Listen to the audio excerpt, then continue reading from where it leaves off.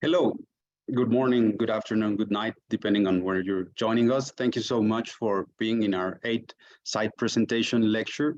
This time we will discuss the recognition of pulmonary vein stenosis in premature infants, updates on current mechanisms, diagnosis, management, and long-term follow-up. For that, we have the amazing Dr. Philip Levy. Phil is an assistant professor of pediatrics at Harvard Medical School and a neonatologist at Boston Children's Hospital. His patient-oriented and translational research initiatives focus on cardiac mechanics in congenital and acquired cardiopulmonary diseases.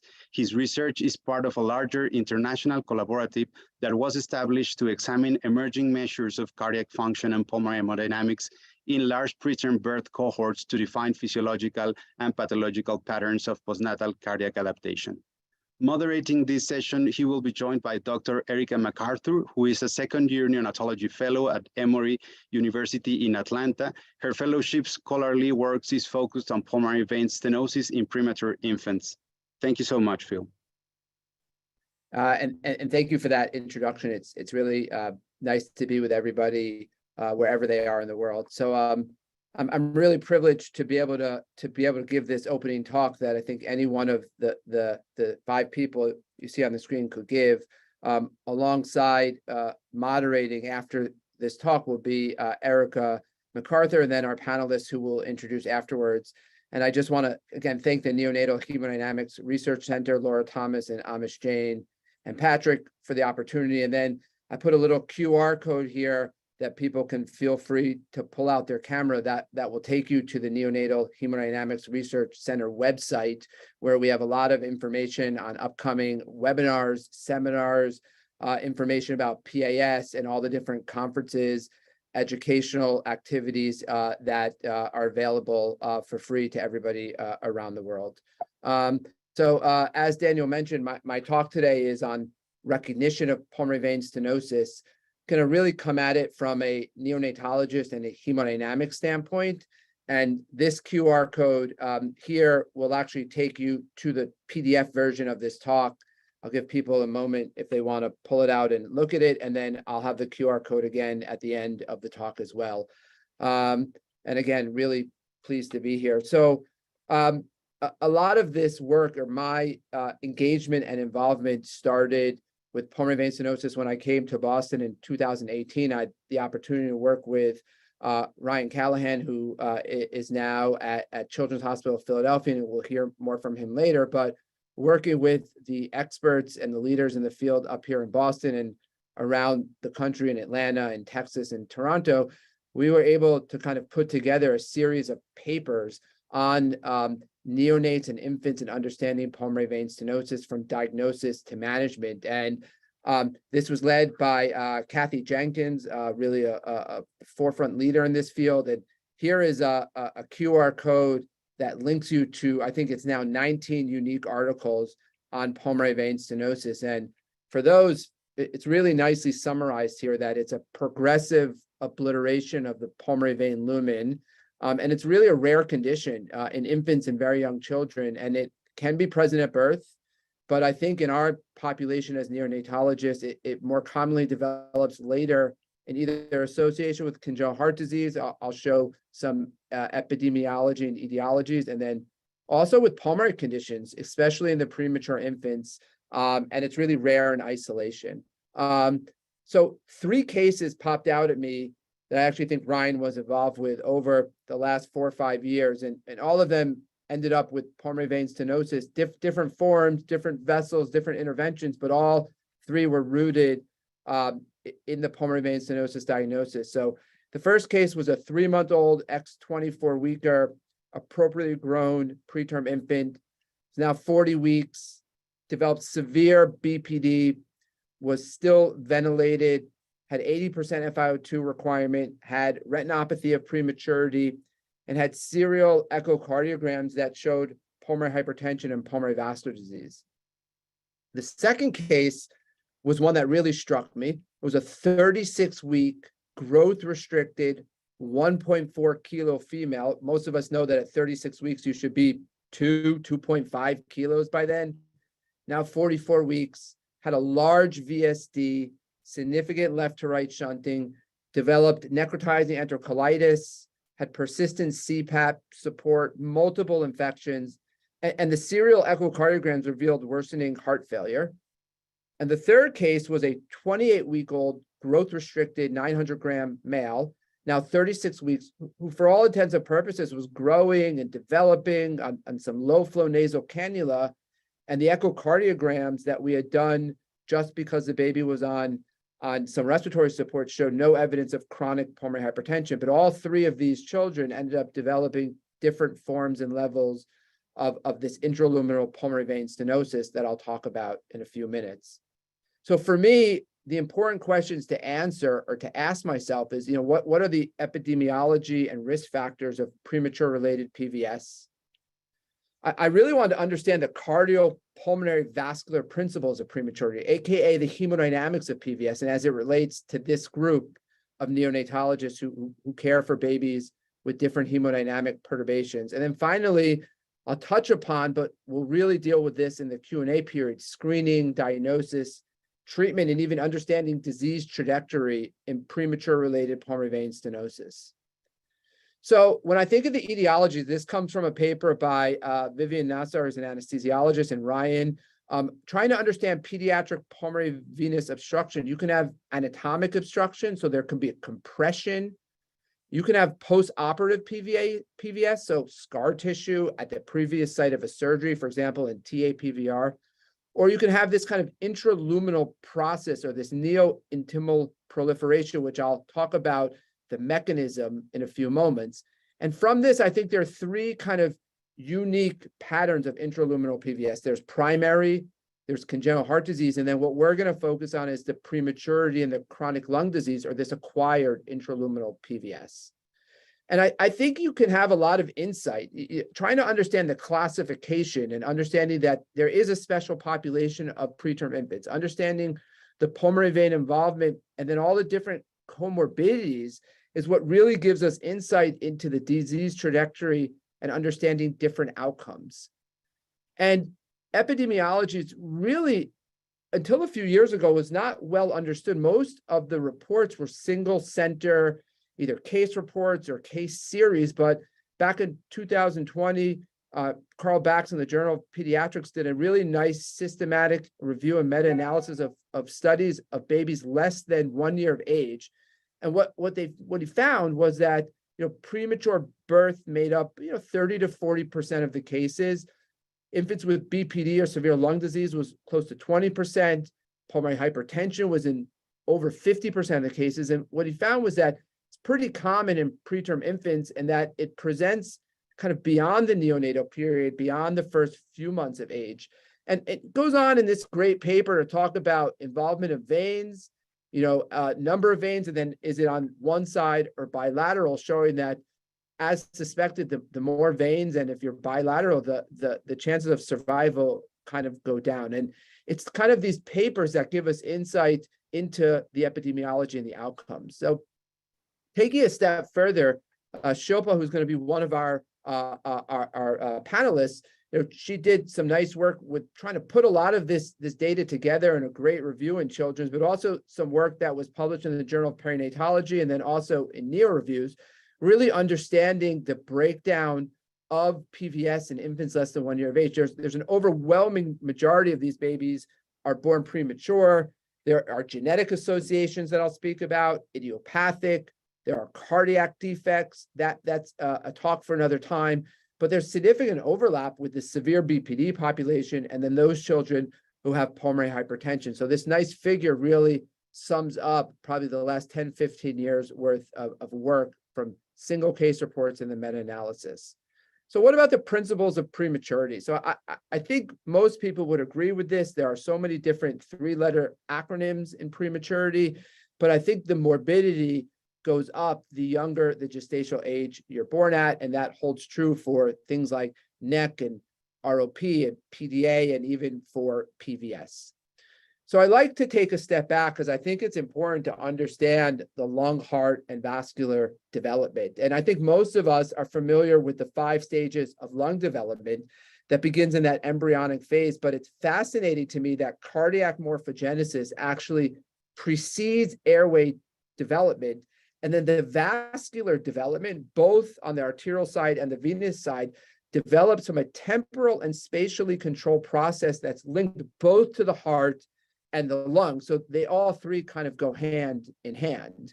And when we break down that embryonic stage and look at cardiac development, we know that there's tube formation and looping and outflow tract septation. What's fascinating to me, and this is just an example because I treat a lot of babies with pulmonary hypertension, is that second heart field highlighted in blue develops into the right ventricle and the outflow tract. So any perturbations or injury to that second heart field can lead to problems with pulmonary hypertension disease physiology after birth. And we are now learning in multiple venues and avenues that there are significant key regulators for each one of these processes and stages of looping and outflow tract septation.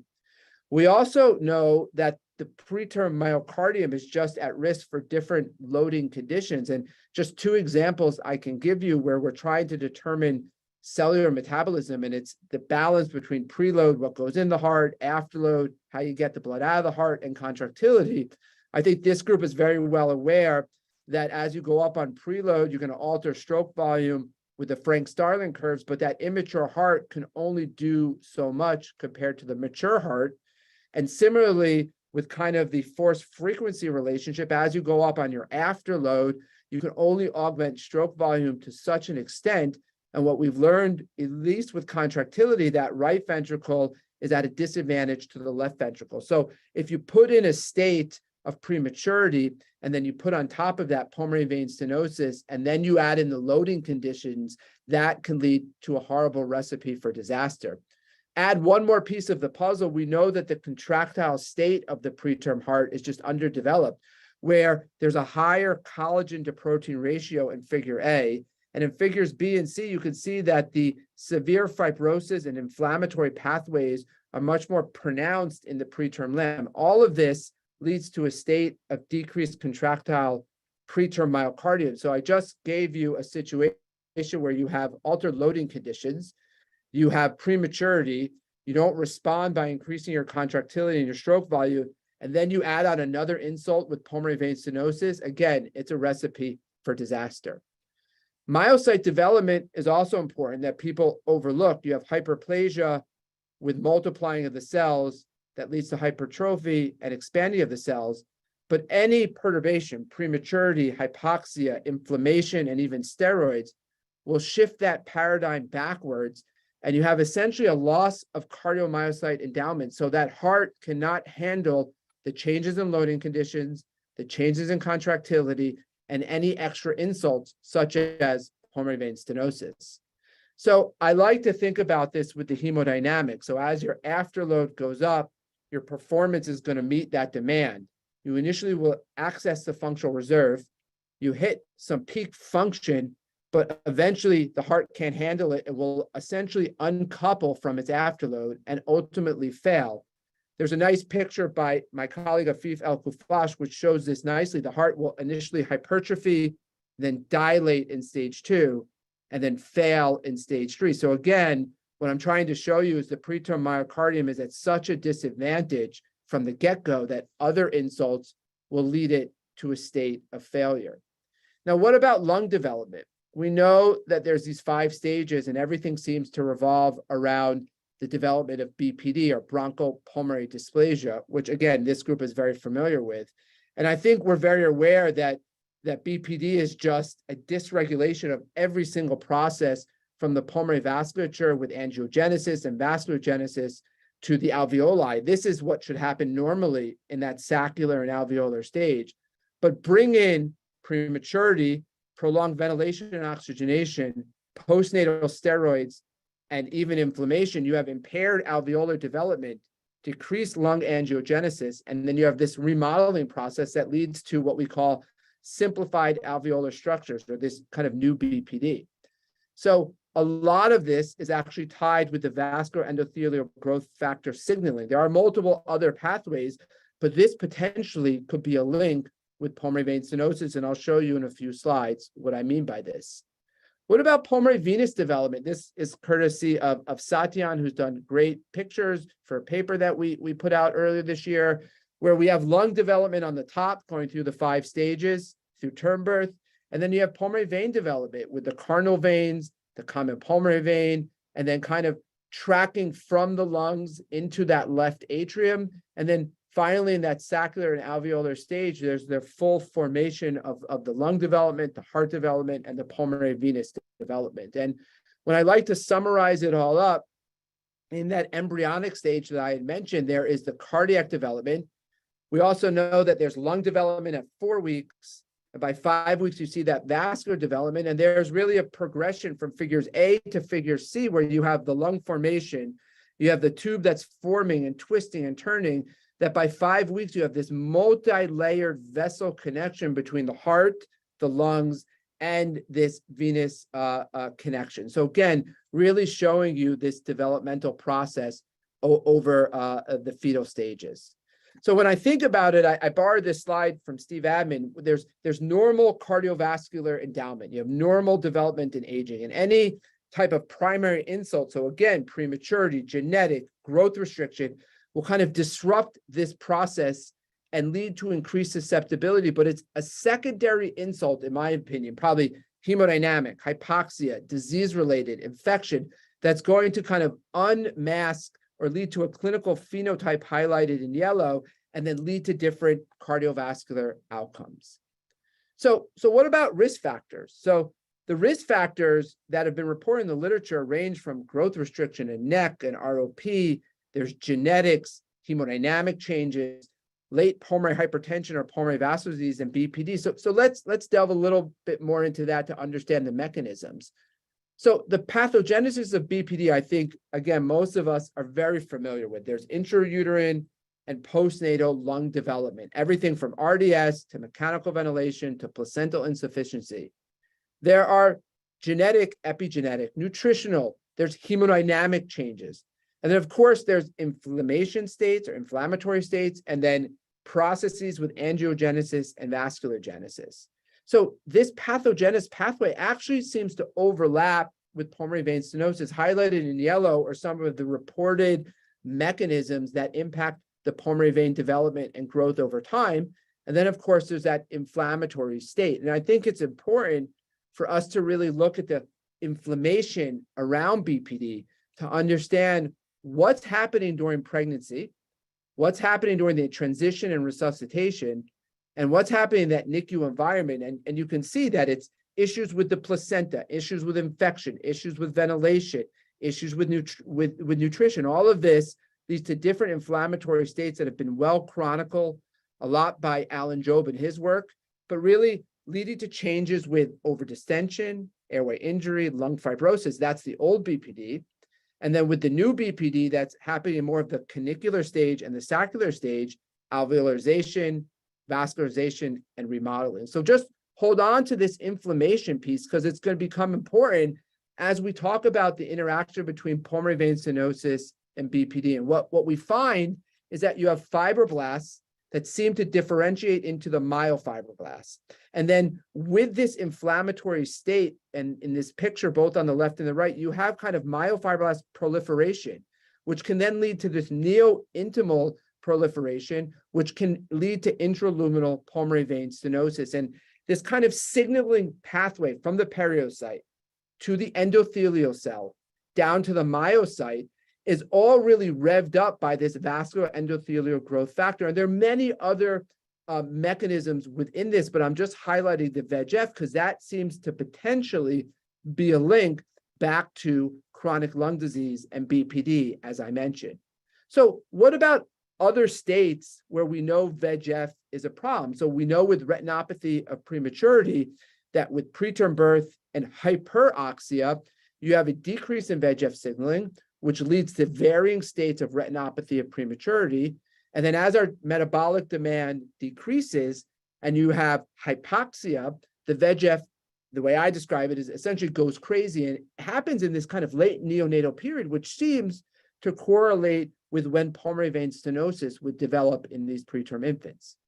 What about necrotizing enterocolitis? We know that from an embryological standpoint, the cardiac lumen and the splanchnic plexus seem to develop around the same time. So in some nice animal work and studies, they've really looked at all of these different signaling pathways in regards to necrotizing enterocolitis. And a common theme is this expression over under of intestinal VEGF, potentially another link to the pulmonary vein stenosis.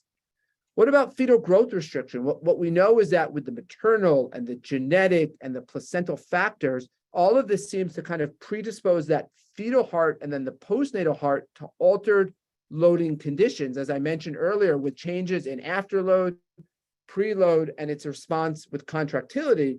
All of this leads to potential impaired diastolic inflow of the pulmonary veins into the left atrium. We'll get into this a little bit more with some stretch and stress and wall shear stress and flow dynamics in a few minutes. What about the relationship between BPD and pulmonary vascular development? We know that if you have severe BPD, from this nice meta-analysis, you have likely somewhere 40 to 60% of those children are at risk to develop pulmonary hypertension or the late pulmonary hypertension.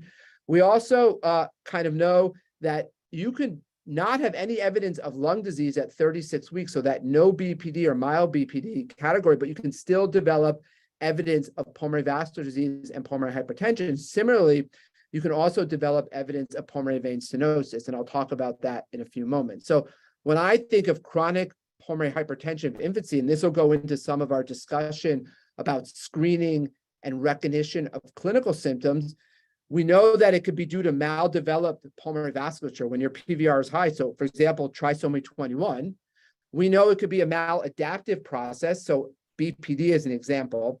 And then we also know that with a rise in mean pulmonary artery pressure, depending how you want to define that, it could be changes in what I call left heart disease or cardiac dysfunction with increased pulmonary blood flow, like we have in a PDA, that's shunting left to right, or VSD, and then increased pulmonary artery or pulmonary capillary wedge pressure, which again, that could give us insight into the connection between this acquired premature related pulmonary vein stenosis and the chronic pulmonary hypertension of infancy.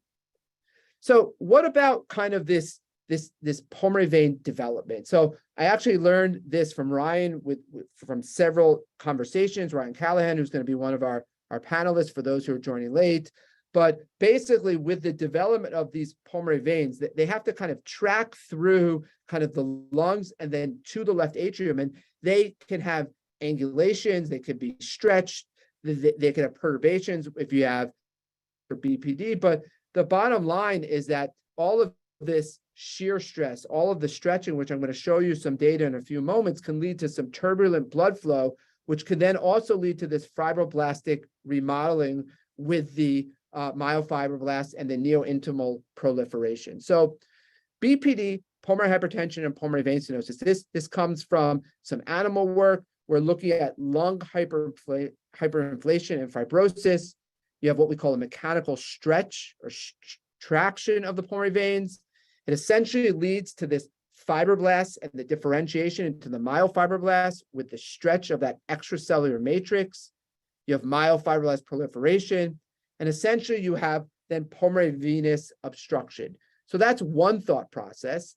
Another area which I'm hoping to hear more from Ryan and his discussions, because I think this is a potentially a future novel approach to characterizing these babies, is understanding wall shear stress. So if you have increased shear stress, that leads to proliferation, luminal obstruction, flow redistribution, and then you have increased flow in the unaffected vessels, which can really just start the whole process all over again. So in a nice study that's actually published in Children's, what was able to be shown, again, this is just from one patient looking at kind of the left lower, the left upper, and the right lower pulmonary veins, using CT and using wall shear stress, they're able to kind of look at different interventions. The B is balloon dilation and the S is stent placement. And they know that there's kind of an upper limit of normal of what the wall shear stress should be. So anything above 10 here. And then they know from other work that neointimal hyperplasia occurs between about 26 and 50, and that the degree above that, you can see with these different interventions how the wall shear stress will fall. And eventually, if you look at this kind of highlighted in red, this left lower pulmonary vein, it seems to fall below that kind of neo-intimal hyperplasia range. Now, this is just really in one patient, and they reported on a second patient, but could there be a possibility of using these advanced physics metrics to predict the target lumen size necessary to reduce the vein and the wall shear stress to normal levels where there will no longer be a trigger for stenosis progression? We'll learn more about this kind of in the cath approach and all of our diagnostic and therapeutic interventions, but this really ties the mechanism into some of the therapeutic interventions. What about nutrition? It's really interesting. If you have a child with severe BPD, a severe BPD phenotype, we have started to advocate for thinking about feeding these children, jejunally or post-pyloric, because we think that there is a relationship with aspiration and worsening of the BPD status. So this group, again, the group in Boston, kind of looked at aspiration as a mechanism for worsening the pulmonary vein obstruction. So thinking that there's decreased lung elastance and airway hyperinflation, increased traction on the pulmonary veins, leads to increased shear stress, fibroblasts and myofibroblasts differentiation, this intraluminal cell proliferation, and then kind of this recurrent pulmonary vein stenosis. So they looked at a really unique population of children that they had treated with different biologics, and I'm not going to go into the details of this, but one of the things that popped out in their multivariable model that still led to kind of the poor treatment response was the clinical significant aspiration. So as you're thinking about a child with pulmonary vein stenosis, just clinically as a neonatologist, you could consider feeding these children post-pyloric. So the modifying factors go beyond the vein development and BPD and all the hemodynamic contributions I mentioned. There's also a genetic piece of this story as well. Not so much in the premature population, but it does exist. So this nice paper looked at all the different clinical syndromic phenotypes. And again, from the work that Shilpa did, we know that about 20 to 30% of infants less than 1 year of age have some genetic link. And I've listed on the screen here, it could be Down syndrome or Smith-Lemli-Opitz or DeGeorge or even Vactral. And kind of taking this one step farther, working with a former fellow in cardiac interventionalist, Ryan and Chloe were able to look at infants with Down syndrome. We know that the progression of pulmonary vein stenosis seems to be a little bit more severe and progressive in this population. So they looked at, about a 10-year period where they identified 23 infants with Down syndrome who developed pulmonary vein stenosis, and then compared it to 69 Down syndrome infants without pulmonary vein stenosis. And what they found, to me, really unlocked some of the hemodynamic information, is that the risk of pulmonary vein stenosis per month of exposure to a left to right shunt, a VSD, ASD, or PDA, seemed to go up with each month. I think the cut point was around 4 or 5 months. And then prematurity was also a significant kind of risk factor associated with the trisomy 21 and the pulmonary vein stenosis. So really highlighting all of the previous mechanisms that I pointed out. Again, this is borrowed from Kathy Jenkins. I really like how she put it together, but you can really enter this vicious circle at any point with inflammation, lung disease, growth restriction, genetic, or wall shear stress that really all contributes to the development of pulmonary vein stenosis. So what I'm going to do in the last kind of 2 or 3 minutes before we kind of open it up to our panelists is talk about screening and diagnosis and potential treatment, just to whet everybody's appetite. So the American Heart says that all pediatric patients with a new diagnosis should undergo imaging to evaluate for PVS. The PBH network says you screen for PVS when patients with BPD demonstrate worsening late pulmonary hypertension, despite the optimization of cardiorespiratory support, AKA what I call the clinical suspicion, or in other words, recognizing the risk factors. So this is a paper that we published earlier this year that talks about screening for chronic pulmonary hypertension of infancy. Basically, any baby who's born less than 32 weeks, who's still on some degree of respiratory support, likely deserves an evaluation for pulmonary hypertension. And when that pulmonary hypertension seems out of proportion for what you would expect, you should clearly be thinking about using your diagnostic modalities to look for pulmonary vein stenosis. We also identified other risk factors. So if you're born less than 28 weeks, or you have severe infection or prolonged mechanical ventilation in the first month of age, or chorea or oligo, those are other indications to consider screening for pulmonary hypertension a little bit earlier, of which you may identify pulmonary vein stenosis. But what we have learned is that pulmonary vein stenosis really develops later in that neonatal period. It's important to understand the phenotypes. Again, when I think of the phenotypes, I think of genetic alveolar pulmonary vascular disease, obstructive and large airway disease. But I think of PVS when, again, the BPD is out of proportion for what I would expect. I can't wean, or there's frequent hypoxemia. And the diagnostic evaluation, we'll go more into this in the Q&A, but really there's many different modalities, and we could talk about the negative and positive predictive ability with each one of these, but there's cardiac MR, cardiac CT, lung scan, cardiac cath, and echocardiography. There's also centers that use PVS severity scoring, and we'll hear more about how Ryan integrates this into his management. And it's basically a combination of looking at echocardiography and MRI and CT, and understanding the number of vessels that are involved, understanding the gradient. You could look at this with Doppler, and then understanding focal versus diffuse disease. Treatment paradigm, again, this is kind of borrowed from work that Ryan and Kathy Jenkins have done. You have to think about it at the patient level, and then at the vessel level, where you're looking at stabilization of the disease, and then you're looking at maintaining vessel patency. And I'd be more, I think of it kind of in a paradigm of four approaches. There's the general supportive management that I think every neonatologist is very much aware of when it comes to management of pulmonary hypertension and BPD. Before you rush to do intervention, you optimize ventilation, oxygenation, you correct metabolic derangements, you support, and then you properly sedate. We'll talk more about medical management, emerging novel therapies, cath-based intervention, and then the surgical therapy we'll leave to the end if there's time. I'd be remiss not to mention that there are biological agents that again, Ryan has experience using. But again, the take home is that it's focused again on the mechanisms, on targeting the VEGF receptors, targeting the angiogenesis, the vasculogenesis, targeting growth factors. There's even work looking at some of the cancer therapies. And I'll show an example at the end how this all comes into play. I think this is actually the example. One term child was born, diagnosed with pulmonary hypertension. Around 2 months of age, they sent out genetic sequencing, whole exome sequencing, that came back positive for this PIK3CA.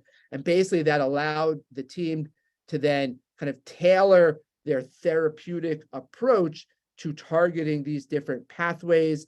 And again, not going into the details of this one child who had multiple interventions, but really trying to, how do we move this field forward, where now with these interventions, we've gone from 20% to hopefully 70% survival rate.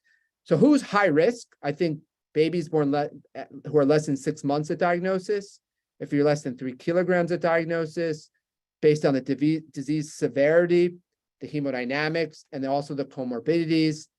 And this slide, I think, really sums it up. And this is my real last slide here, really looking at the etiologies, the developmental window, what's going on with the comorbidities, all of the different mechanisms that I mentioned, hemodynamics, left to right shunting, stretch and flow, wall shear stress, the genetics, and then the course progression, which I'm really curious to hear from Nidhy Varghese, who's a pulmonary hypertension and pulmonologist expert, how we think about vessel involvement, anatomic variability, vessel interventions, and comorbidities. And I think this is where the field is moving.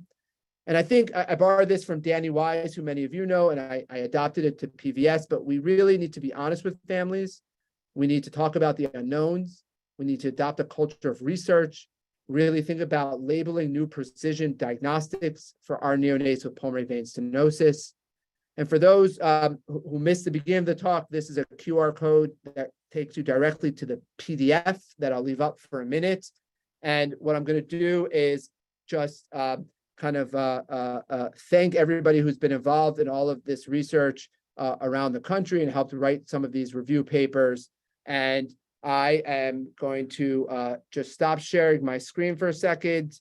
And again, say thank you to Amish and everybody for the invite to speak. And what we are going to do now is I'm going to ask that if there are questions that have arisen, I should have mentioned at the beginning to put your questions in the Q&A. And then we will be able, Erica and myself, to kind of address all of the Q&A questions and tailor them and put them towards the other panelists. So I'm going to pause there and say thank you, and then Erica will introduce our first panelist, and I'll introduce our other two panelists. Okay, wonderful. So I am going to present Dr. Shilpa Vyas-Read. She's a neonatologist and assistant professor at Emory University in Atlanta. Her research interests include investigating severe bronchopulmonary dysplasia in premature infants, understanding comorbidities such as pulmonary hypertension and pulmonary vein stenosis in these high-risk patients. And she has been one of my wonderful research mentors. Awesome. Thank you, Erica and Shilpa. It's great to have you. The next two panelists I wanted to just really introduce to the neonatal hemodynamics community because they've really been a friend to me is the first is Nidhy Varghese. Nidhy is a pediatric pulmonologist at Texas Children's Hospital and is the medical director of their pulmonary hypertension center. She's an associate professor of pediatrics at Baylor College of Medicine, and her interests lie in obviously pulmonary hypertension and specifically as it relates to developmental lung diseases. Nidhy is originally from New York, and we've had multiple conversations over the years about pulmonary hypertension and Down syndrome, and it's really just great to have you, Nidhy. So thank you for being here. And then our other panelist is Ryan Callahan, who I met in 2018 when I joined the faculty at Boston Children's. He's a pediatric interventional cardiologist. He sadly, but for really good reasons, moved to Children's Hospital of Philadelphia, and now is an assistant professor of pediatrics at the University of Pennsylvania Perelman School of Medicine. And to no surprise, his clinical and research interests really lie within the field of pulmonary vein stenosis, fetal cardiac interventions, coronary obstructions in children and young adults. And he was actually, for all of you on this call who have cared for babies who have undergone transcatheter ductal closure of the PDA with the Piccolo device, Ryan was instrumental in starting our program in Boston. And it's really just great to have you all. What we're going to do over the next kind of 20 minutes or so is I'd really like to kind of focus our questions. I see questions come in. I'd like to focus them kind of in batches, really to hone in on epidemiology, screening, diagnosis, and then and management. And we're going to make this as organic as possible. But one of the first places to start with, I think it's always important to engage kind of our trainees, and Erica is one of our trainees. And Erica, the question that I see that has popped up a lot is how can we get more kind of insight into kind of epidemiology and some of these risk factors, and how can we move beyond single center studies where we start with a single center study, but then move to kind of national databases. So I know you've been working on a project, and I wanted you to spend just 2 minutes sharing your thoughts and what you've been doing with Shilpa down in Atlanta. And your slides are up there. Can you see them? Yes, I can see them. Thank you so much. Thank you so much for having me and for letting me present in this forum. This is really wonderful. Okay, so we can move to the next slide. So I'm looking at pulmonary vein stenosis. The data that I have so far is from my local site at Emory, but I'm looking in the Children's Hospital Neonatal Consortium, which is a group of about 40 hospitals that are level 4 NICUs across the country and Canada. And so we have a large number of hospitals and we have a large database. So I'm looking at the pulmonary vein stenosis diagnosis in that database. From what I know so far in the whole national database, there's about 300 patients with pulmonary vein stenosis. And I'm going to be looking specifically at infants with severe BPD and who are born at less than 32 weeks. So really the preterm population. So I looked at the CHNC database, as well as some of our local PBS database that we have, and identified 11 children that were born in the last 12 years at our local center. I started with this group to kind of, first of all, validate the PBS diagnosis in the national data set, but also to be able to look more closely at the echo data and to look at some of the comorbidities a little bit more closely. So I'm interested in looking at the clinical factors that are associated with PBS among premature infants. So we can go to the next slide. So the covariates that I'm looking at are very similar to what we've just discussed as potential associations with pulmonary vein stenosis. We can go to the next slide. So really, I found this is all infants less than 32 weeks who had severe BPD. They had obviously were of lower birth weight and lower gestational age, also had a longer length of stay. You can go to the next slide. And then here, I think what's interesting, I was able to look and see for all of these babies, the duration, first of all, that they had a left to right shunt, so a large number, 7 out of the 11, so 64% approximately had a PDA. And then I was able to even find the duration of the PDA. And so for many, it was over 2 months. Many of them underwent, at the time, PDA ligation was more common than device closure. So many of these patients underwent ligation, and then some of them resolved spontaneously. But I think the left to right shunt was something that I found to be pretty significantly associated with PBS in this population, or it seemed like there's a big association. All of the babies in this small cohort had pulmonary hypertension, and then neck or SIP or spontaneous intestinal perforation was also quite common. Almost all of the babies were on conventional ventilation at 36 weeks, so they would have had severe BPD, of course. You can move to the next slide. Then the age at diagnosis I found pretty interesting. So for these babies, their postmenstrual age was 3 to 6 months at diagnosis. Then most of them had single vein disease, and most of them were picked up on echo. The hospital that I was looking at in this database also is level 4 NICU. So a lot of these infants were transferred in for pulmonary hypertension and were found to have pulmonary vein stenosis. Some of them were also transferred in for surgical procedures, like for neck or SIP.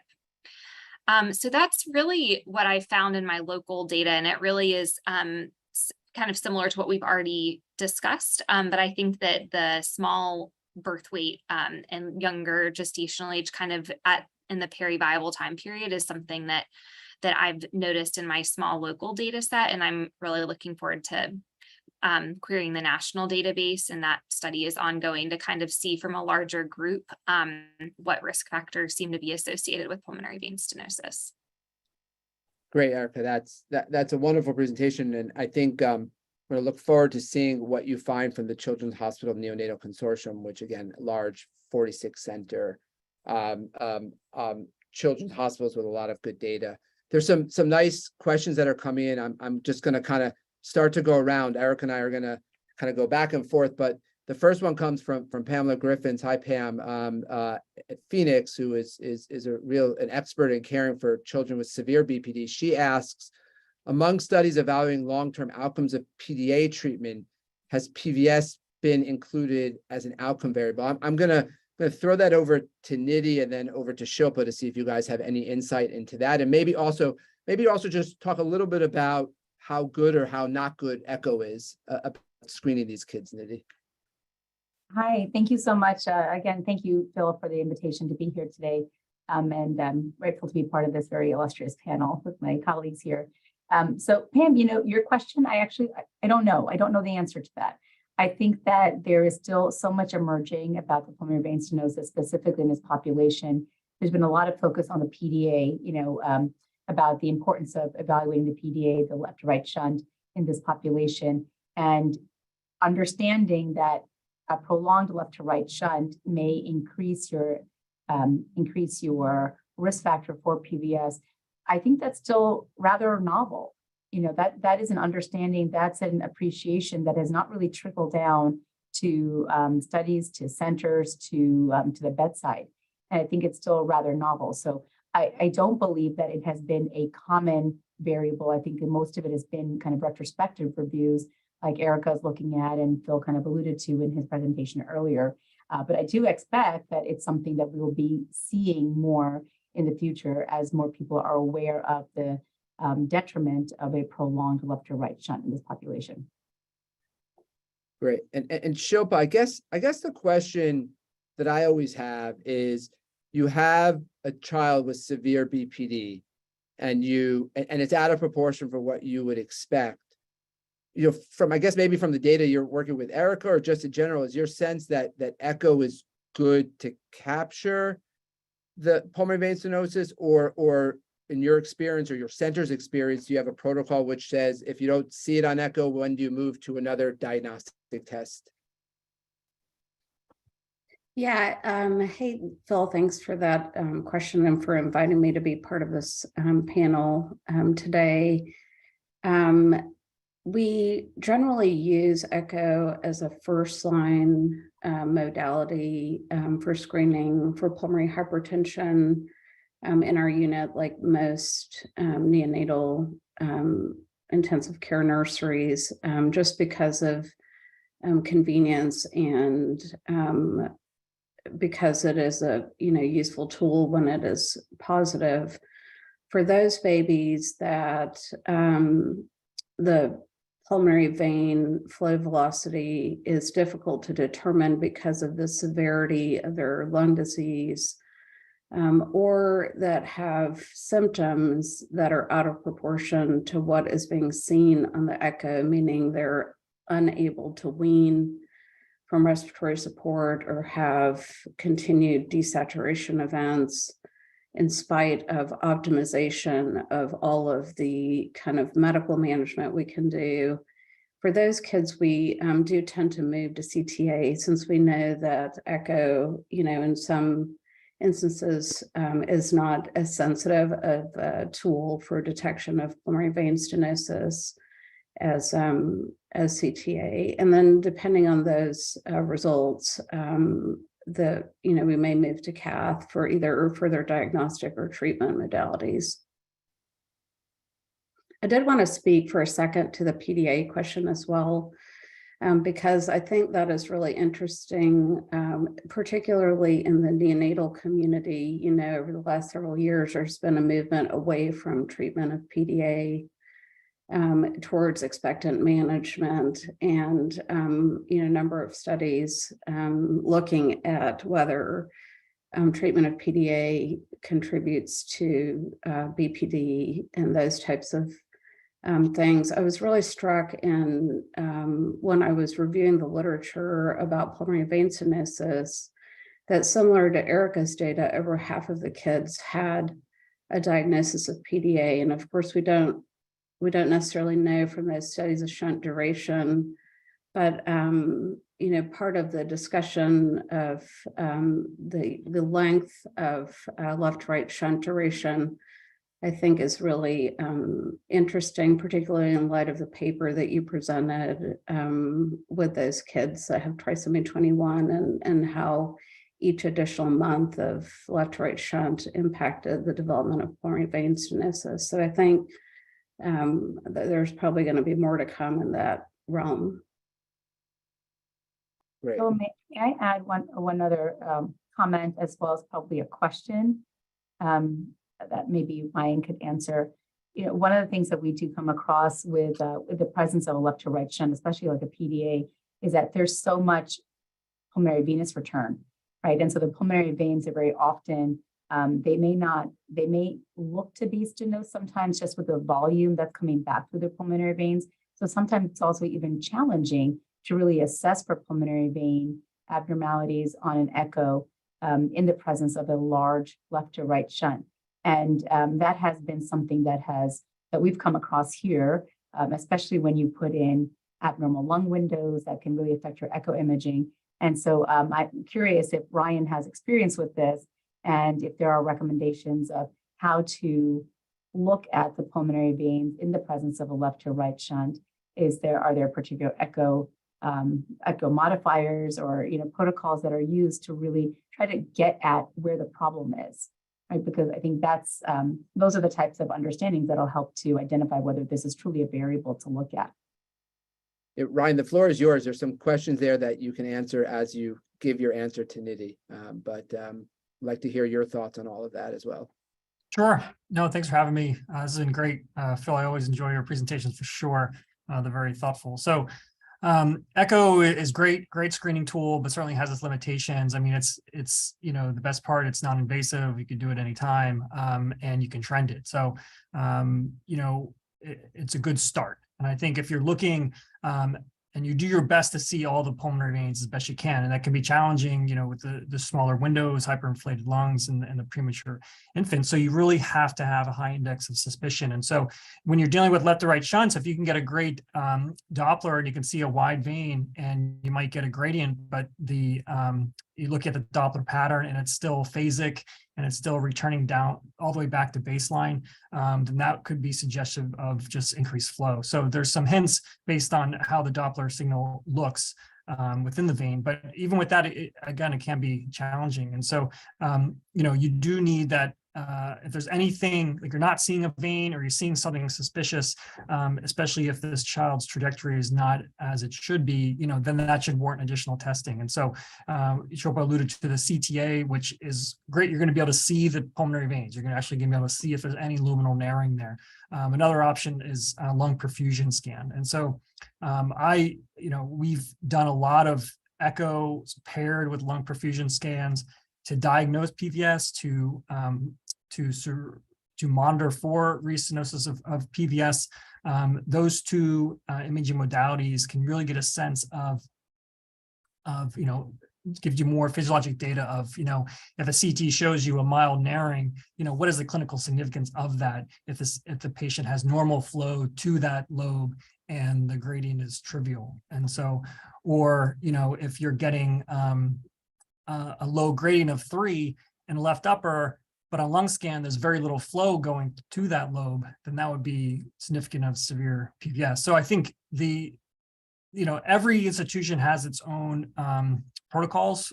Some can do a lung scan, some cannot do a lung scan. So it's just not going to be available to everyone.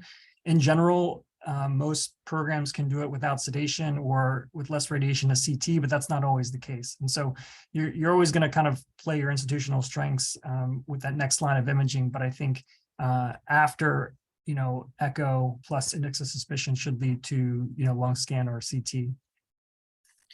There's another question in the Q&A just about the diameter of the pulmonary veins to be considered PVS. I think that's for you, Ryan. Yeah, sorry. I guess if you're looking at, I would say you can't really measure pulmonary veins accurately by echo. So I'll assume that, we're talking about, cath or CT.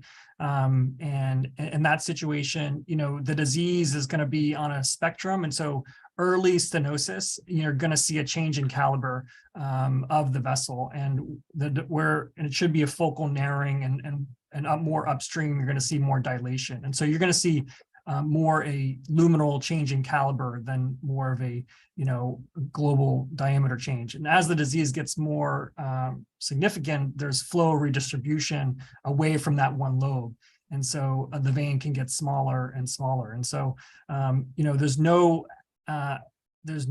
number to say, okay, I'm going to give you 2 millimeters and that means PVS. It's kind of on a spectrum. And certainly if all 4 veins are under 2 millimeters, that would be very concerning. But in general, you're going to see some sort of focal luminal narrowing, which can progress to vein atresia over the course of progressive PVS.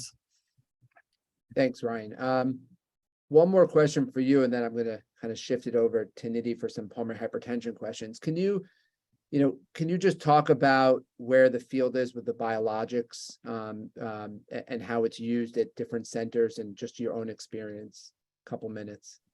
Sure. Yeah, I'll be brief. So in general, there was kind of 2 main schools. So there's Gleevec, Avastin, and you showed that slide. Gleevec, imatinib inhibits PGFR, and Avastin inhibits VEGFR. And so they're both tyrosine kinase receptors that were identified on the myofibroblast-like cells that are within the the lumen of the PVS, of the pulmonary veins.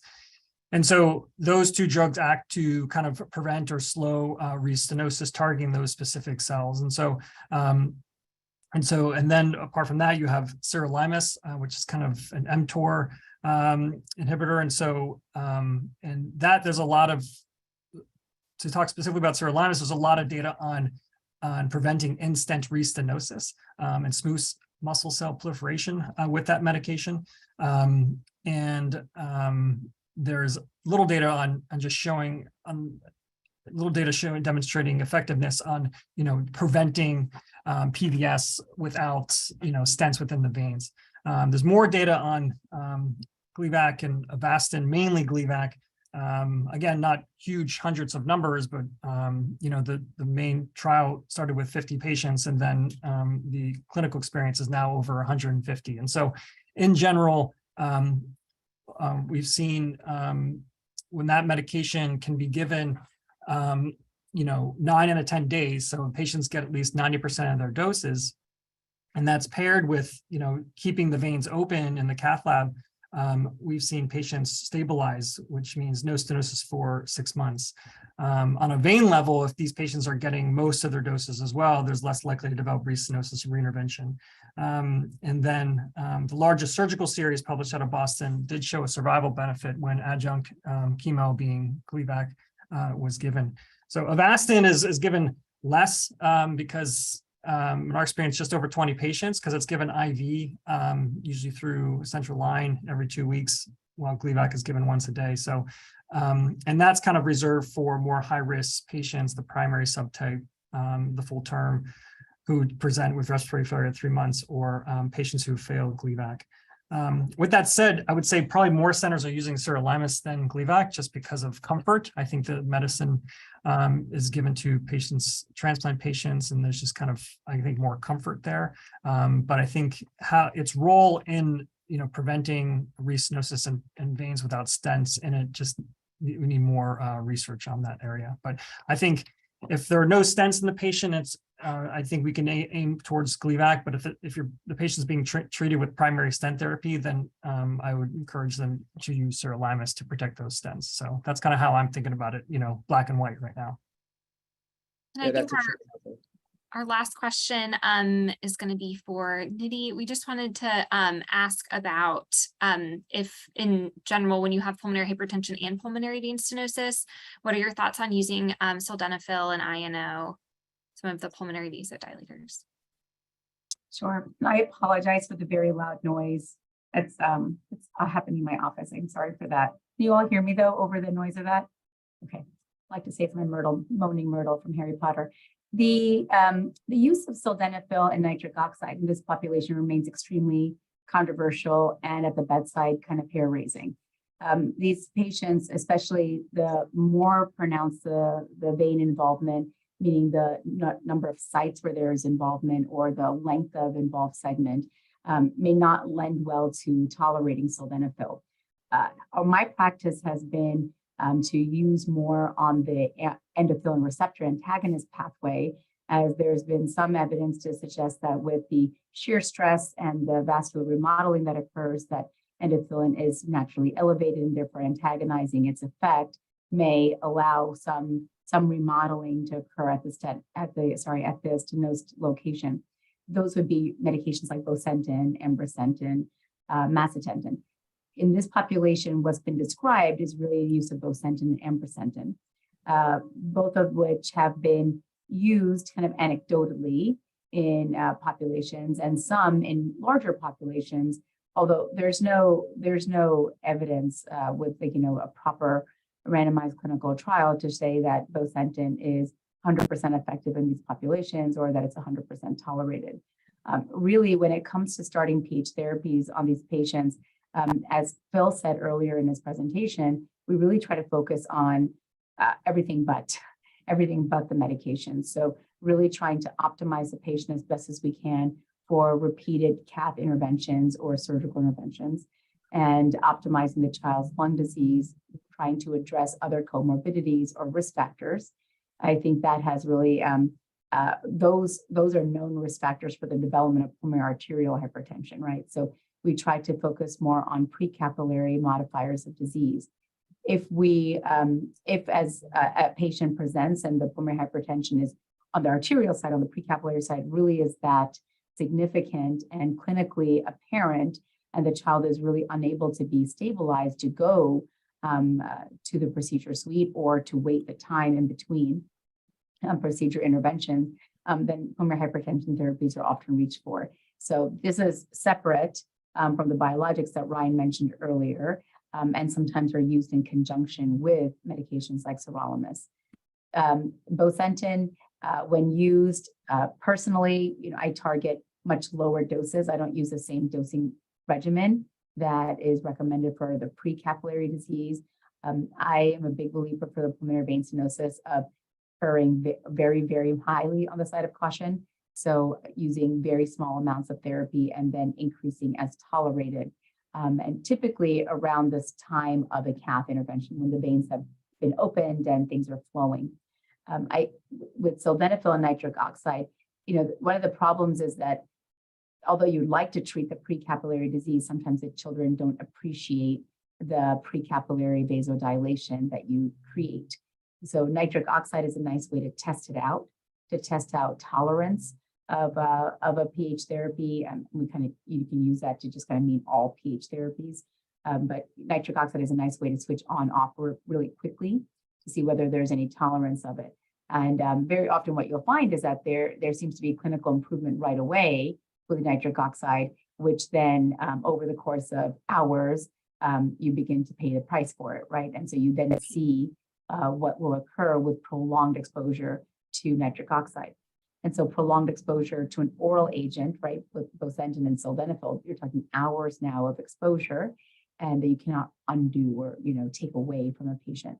So I think these medications, in summary, these medications, sildenafil, bosentan, they've all been used with varying success, but it matters a lot about the patient, meaning you have to choose the right patient, right? So it's not a one size fits all that you have precapillary disease with PVS. These kids all need to be on sildenafil or bosentan. You need to look at the comorbidities, need to look at the degree of pulmonary vein stenosis severity and level of involvement, and also the child's clinical stability to tolerate your trial of these therapies. So I think it still remains, just like the PDA, still remains a very important area of research, and one that's hard to craft for studies, but one that is certainly very, very interesting and very appealing to many. Thank you. No, I don't think I could have said that better. I think any session like the one we just had that's running 4 minutes over, and thank you for people staying around, could run for another hour. I think what we've learned today is that it takes a multidisciplinary team of neonatologists, trainees, attendings, cardiologists, interventionalists, pulmonary hypertension, pulmonologists, experts to really think about, as Kathy Jenkins nicely summarizes in her talks, patient level and vessel level approach to this really unique disease of prematurity that we're still, I think, in our infancy and learning more about, trying to understand the genetics, endotyping, and phenotyping. And I think the panelists you see here on the screen today are some of the leaders in the field. And I know that there were other questions we didn't get to. You have a link to the talk. People have my emails. Please feel free to reach out. And again, I wanted to thank Shilpa and Ryan and Nidhy and my co-moderator, Erica, and the Neonatal Hemodynamics Research Center with Amish and Laura and Daniel and Shazia for the opportunity to present this unique webinar today. Wish everybody a happy new year and have a great rest of the day or night wherever you are in the world. Thank you. Thank you.